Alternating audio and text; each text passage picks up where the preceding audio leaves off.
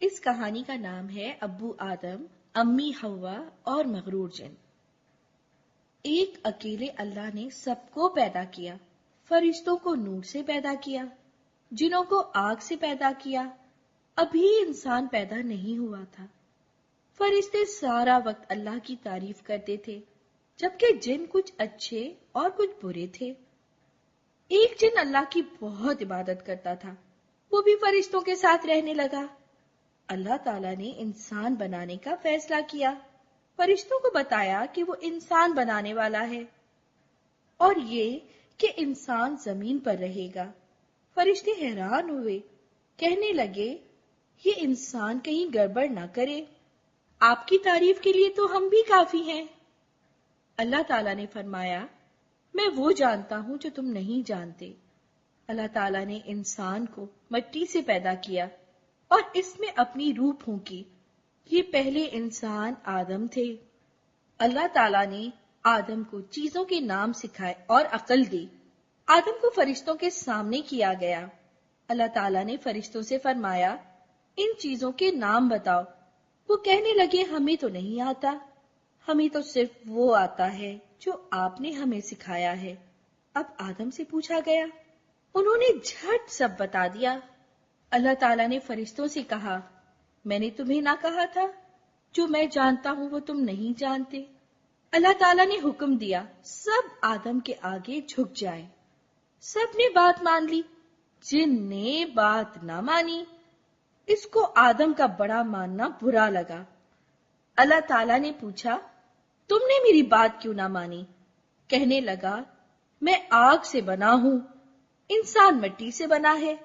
آگ مٹی سے زیادہ طاقتور ہے۔ وہ جن بہت ضدی تھا۔ اللہ تعالیٰ اس کے غرور کی وجہ سے اس سے ناراض ہو گئے اور کہا، دور ہو جاؤ۔ جن نے معافی نہیں مانگی اور سوری بھی نہیں کہا، بلکہ دل میں کہنے لگا، یہ سب انسان کی وجہ سے ہوا ہے۔ پھر بولا، میں انسان کو بھی آپ کی بات نہ ماننے پر تیار کر لوں گا۔ اللہ تعالیٰ نے فرمایا، جاؤ، تمہیں جو کرنا ہے کرو، البتہ میرے نیک بندوں پر تمہارا کوئی زور نہیں چلے گا۔ جو لوگ تمہاری بات مانیں گے وہ تمہارے جیسے ہیں، البتہ میرے نیک بندوں پر تمہارا کوئی زور نہیں چلے گا۔ دوسری طرف آدم کو اللہ تعالیٰ نے ایک اچھی سی ساتھی دے دی، یہ ہوا تھی۔ دونوں کو جنت میں بھیج دیا گیا، جو بہت پیاری جگہ تھی، اور کہا گیا کہ یہاں مزے سے رہو، اور ساتھ میں ایک ہدایت کی کہ ایک خاص درخت کا پھل نہ کھانا۔ آدم اور ہوا مزے مزے سے جنت میں رہنے لگے۔ ادھر وہ جن دل ہی دل میں آدم سے بدلہ لینے کا سوچتا رہا۔ ایک دن ان سے کہنے لگا، تم اس درخت کا پھل ضرور کھاؤ، اس طرح تم جنت میں ہمیشہ رہ سکو گے۔ جن طرح طرح سے انہیں بہکاتا رہا۔ آدم اور ہوا اس کی باتوں میں آ گئے۔ انہوں نے پھل کھا لیا۔ اب جو دیکھا تو ان کے کپڑے غائب۔ یہ اللہ تعالیٰ کی بات نہ ماننے کی سزا تھی۔ انہیں فوراً خیال آیا کہ اللہ نے تو منع کیا تھا، آدم اور ہوا سے بھول ہو گئی۔ اب انہیں افسوس ہوا کہ ہم نے اپنے اللہ کو ناراض کر دیا۔ سوچنے لگے کہ اللہ تعالیٰ سے معافی کیسے مانگیں۔ اللہ تعالیٰ کو ان کا افسوس کرنا اچھا لگا۔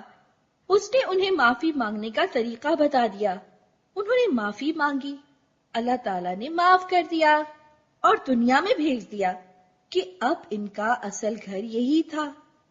اللہ تعالیٰ نے آدم اور ہوا کو بتا دیا کہ اگر تم میری بات مانو گے تو پھر ہمیشہ کے لیے جنت میں جا سکو گے، اور جن تمہارا دشمن ہے وہ تم کو بھی برا بنانا چاہتا ہے، جو اس کی بات مانے گا وہ اسی کا ساتھی ہوگا۔